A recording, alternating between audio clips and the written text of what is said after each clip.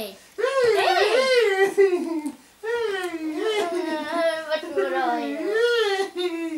Hej! Vart går du? Visst var det kul? Ja. Det var roligt när vi åkte chattningsflygaren. Ja, Men du försökte nå alla barn så du kunde äta dem. Ja, jag försökte hela tiden äta dig också. Och det var jätte...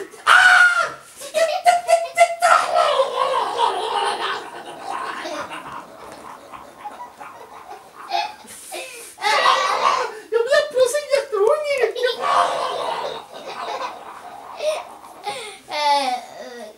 Han är alltid hungrig. Ja, jag är jättehungrig. Jag är jättehungrig.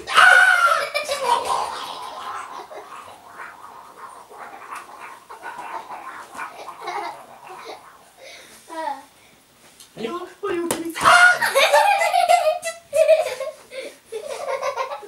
Ska vi...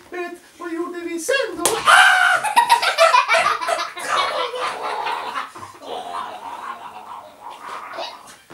Jag slår mig hela tiden.